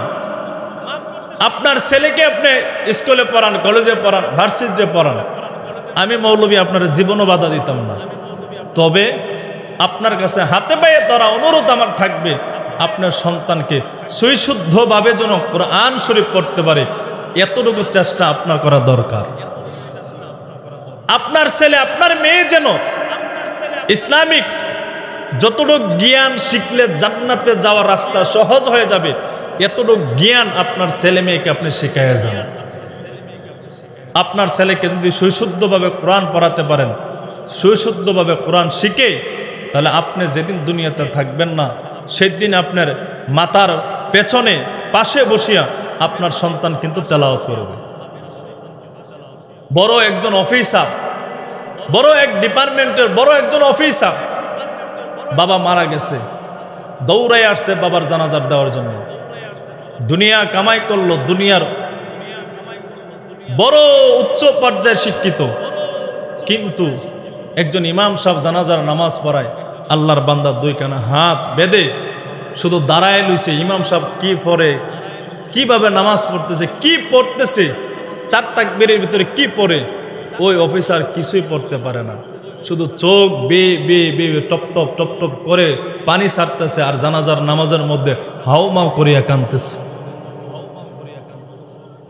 জানাজার নামাজের পর অবস্থানে গেল, বাবাকে দাফন করার পর দোয়ার মধ্যে কাঁদতেছে, কারণ দোয়ার মধ্যে কি বলে আল্লাহর বান্দা অফিসার কিছুই পড়তে পারে না, শুধু শুনে। অফিসার নিয়ত করলো, আমার জীবন তো আমি ধ্বংস করলাম, আমার বাবার জানাজার নামাজ আমি পড়তে পারলাম না, আমার বাবার জন্য হাত ওড়ায় আমি দোয়া করতে পারলাম না, এর সেই কপাল পোড়া সন্তান জমিনের তার কেউ হতে পারে না। নিয়ত করব, বিবির কাছে দৌড়ায় গেল, ও বিবি, আল্লাহ একজন মাত্র সন্তান দান করছে, তোমার কাছে আজকে একটা দরখাস্ত করব, আবেদন করব, আশা করি বিবি তুমি আমার না করবা না, কারণ আমার সম্পদের অভাব নাই, সম্মানের অভাব নাই, টাকা পয়সার অভাব নাই, শুধু একটা অভাব আছে, সে অভাবটা যেন দুনিয়ার জিন্দেগিতে পূরণ করে যেতে পারি, সেই দরখাস্ত তোমার কাছে করব। বিবি বলে, স্বামী কি এমন দরখাস্ত? বলে, আল্লাহ একজন সন্তান দিয়েছে, আজকে আমার বাবার জানাজার পড়াতে গিয়ে আমি কি পড়ব, কিছুই পড়তে পারি না, দোয়া করতে গেলাম, দোয়া তো কিভাবে পড়বো, আমি পড়তে পারি না। উলামায়ে কেরামের চেহারার দিকে তাকাই লইলাম, মুখের দিকে তাকাই লইলাম, এরা কত সুন্দর করে দোয়া করতেছে। আমার ইচ্ছা, আমার সন্তানকে যেন আমি হাফেজে কোরআন বানাই, আমি মারা যাওয়ার পরে যেন আমার সন্তান যেন আমার সামনে দাঁড়ায় যেন জানাজার নামাজ পড়াতে পারে। ওই সন্তানের বাবা মার কপাল কত ভালো জানেন, যেই সন্তানের মা বাবার জানাজা সন্তান নিজে পড়াতে পারে। আমার বাবা আমার মা আমাকে সবসময় বলতো, আমি প্রাথমিক পর্যায়ে মাদ্রাসায় পড়তাম না, স্কুলে পড়তাম, আমার বাবা আমার মা সবসময় বলতো, চারটা সন্তান আল্লাহ দুনিয়াতে দান করেছে, একটা মেয়ে দান করেছে, চারজন ছেলে একজন মেয়ে, কেউই তো আমরা মারা গেলে জানাজার নামাজ পড়াতে পারবে না, দুঃখ দুঃখ নিয়ে তো দুনিয়া থেকে বিদায়। আব্বাজান আমাকে বলেছিল, বাবা মাদ্রাসায় পড়ো, আলেম হও, দোয়া করব তোমার জন্য। বললাম, মা ক্লাস 7 পর্যন্ত স্কুলে পড়ি, এখন মাদ্রাসায় গিয়ে লেখাপড়া করব, আলিফ বা তা সাও তো পারি না, মক্তবে গিয়ে কিভাবে পড়বো? মা বাবার কথা শুনিয়ে মক্তবে গেলাম, মোটামুটি লম্বা মানুষ, মক্তবে যখন ঢুকলাম, আলিফ বা তা সহি শুদ্ধ করে পড়তে পারি না। সমবয়সী ছোট যারা আছে এরা আমাকে তিরস্কার করেছে, মজা নিয়েছে, মজা করেছে, কিন্তু ওই দিনের মজাটাকে আঘাত মনে করি নাই, কষ্ট নিয়ে হলেও পড়েছি। টার্গেট আমাকে আলেম হতে হবে, আমার মা বাবার জানাজা আমাকে পড়াতে হবে। ওই দিন থেকে মাদ্রাসায় পড়লাম, আলহামদুলিল্লাহ। আমার যেই বছর মাদ্রাসা ঢুকলাম, পরের বছর আব্বাজান দুনিয়া থেকে বিদায় হলো, আমি নিজে গিয়ে আমার বাবার জানাজার নামাজ পড়াইছি। আমার মার নিয়ত ছিল আমার সন্তান আলেম হবে, আমার জানাজার নামাজ পড়াবে, আমার জন্য কবরের পাশে দাঁড়াইয়া আমার জন্য দোয়া করবে। মার বড় আশা ছিল। মাকে জিজ্ঞেস করলাম একদিন, মা এত বড় আশা কেন? কেন আমাকে আলেম বানানোর পেছনে কি কারণ? কি কারণ তোমার? মা জবাব দিয়েছিল, সন্তান আমার, দুনিয়ার তো তেমন আমল ভালো না, হাসরের মাঠে যদি আল্লাহ জিজ্ঞেস করে, ও বান্দি, আমি আল্লাহ দুনিয়াতে তোমারে পাঠাইছিলাম, আমি আল্লাহর জন্য মাওলার জন্য কি নিয়ে আসছো বলো, সেই দিন যেন দাঁড়ায় আল্লাহর কাছে বলতে পারে, আল্লাহ আমল তো আমার তেমন ভালো না, এমনও কোনো আমল নিয়ে আপনার দরবারে দাঁড়াতে পারি না, তবে আল্লাহ দুনিয়াতে কষ্ট করিয়া একজন সন্তানকে আলেম বানাইছিলাম, ও আল্লাহ সে আলেমের ওসিলা করে আজকের দিন আপনি আমার মাফ করে দেন। মাও দুনিয়া থেকে বিদায় হয়ে গেল, মারও জানাজার দিলাম। এই জন্য বলি বাবা, ওই মা বাবার কপাল বড় ভালো যেই মা বাবার সন্তান কোরআনে হাফেজ হয়। ওই মা বাবার কপাল বড় ভালো যেই মা বাবার সন্তান মসজিদের একজন ইমাম হয়। ওই মা বাবার কপাল বড় ভালো যেই মা বাবার সন্তান মসজিদের মুয়াজ্জিন হয়। ওই মা বাবার কপাল বড় ভালো যেই মা বাবার সন্তান একজন শাইখুল হাদিস, মুফতি, মুহাদ্দিস হয়। ওই মা বাবার কপাল ভালো যেই মা বাবার সন্তান শুদ্ধ করে কোরআন শরীফ তেলাওয়াত করতে পারে। ওই মা বাবার কপাল ভালো যেই মা বাবার সন্তান 5 ওয়াক্ত নামাজ পড়ে। ঠিক নি? এই জন্য সন্তান নিজেও নামাজ পড়বেন, সন্তানকেও নামাজওয়ালা বানাবেন। পারবেন নি? নিজেও নামাজ পড়বেন, নিজেও পর্দা করবেন, সন্তান ছেলে মেয়েদেরকেও পর্দাশীল বানাবেন। পারবেন নি ইনশাআল্লাহ? মেয়েকে আপনি কলেজে পড়ান, আমি তো বলি আমার মেয়ে ডাক্তার হওয়ার প্রয়োজন, আমি বলি আমার মেয়ে নার্স হওয়ার প্রয়োজন, আমি বলি আমার মুসলমান সন্তান ডাক্তার হওয়ার প্রয়োজন, আমি বলি আমার মুসলমান সন্তান একজন ইঞ্জিনিয়ার হওয়ার প্রয়োজন। কেন? বেঈমানেরা যখন মুসলমানদের বিরুদ্ধাচরণ করিয়া সব ওষুধপত্র বানানো বন্ধ করে দিবে, তখন যেন আমার মুসলমান সন্তান ডাক্তারে যদি পারে ওষুধ তৈরি করিয়া মুসলমানদের খ্যাতমতে সে নিজেকে কাজে লাগাতে পারবে। তখন বেঈমানের পক্ষে নেবে না, মুসলমানের পক্ষে নিয়ে কাজ করবে। আমার সন্তান ইঞ্জিনিয়ার হওয়ার দরকার।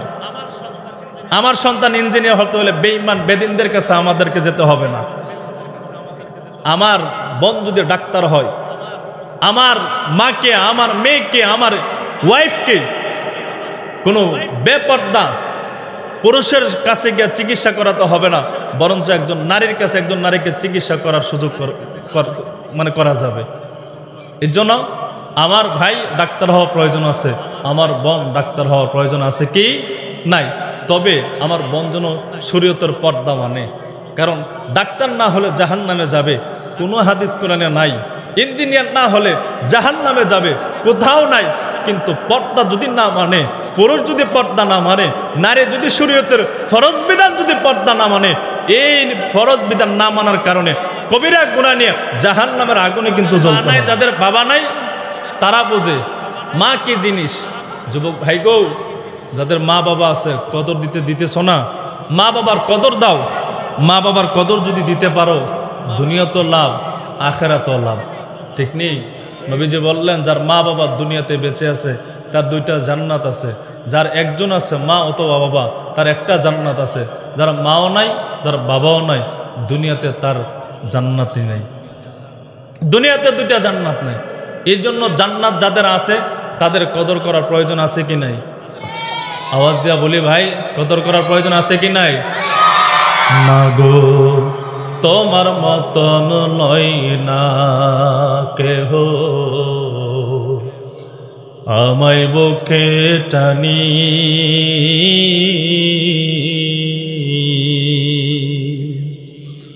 আঁচল দিয়া মোচে নাকি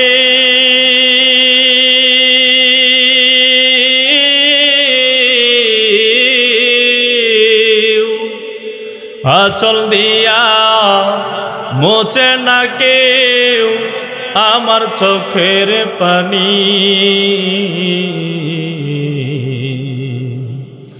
হায়রে মা জননী আমার, হায়রে মা জননী। ঠিক নি? চইলা গেলা কোন জাহানাই আমায় নীলাহানা,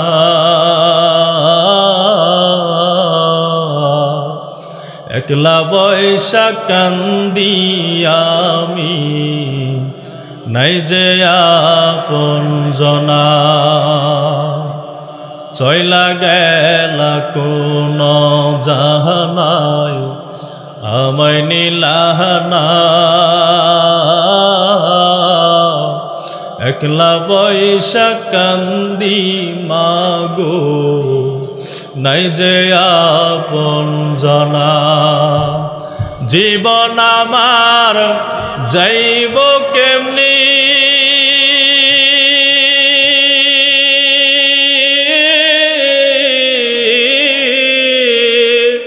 জীবন আমার যাইব কেমনি একটু অভাবনী হায়রে মা জননী আমার হায়রে মা জননী মাগো তোমার মতন লই না কেহ আমায় বুকে টানি আঁচল দিয়া মোচে নাকি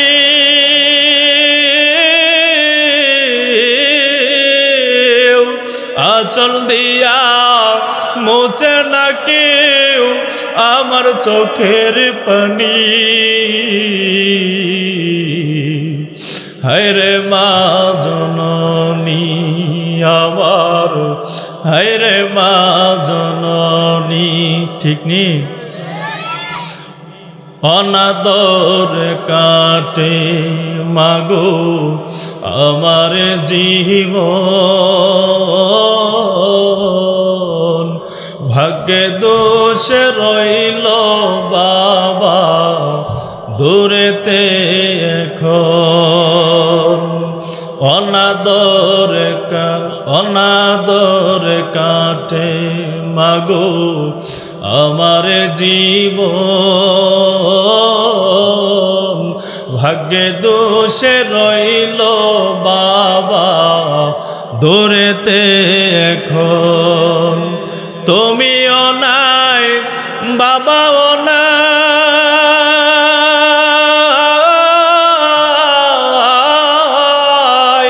তুমিও নাই বাবাও নাই দুঃখী আমি এমনি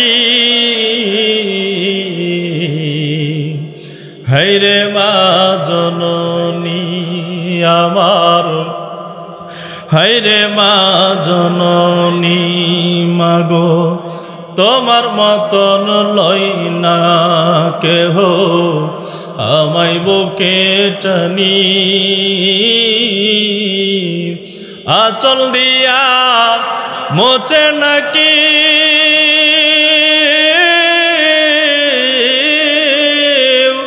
আঁচল দিয়া মোচে নাকি আমার চোখের পানি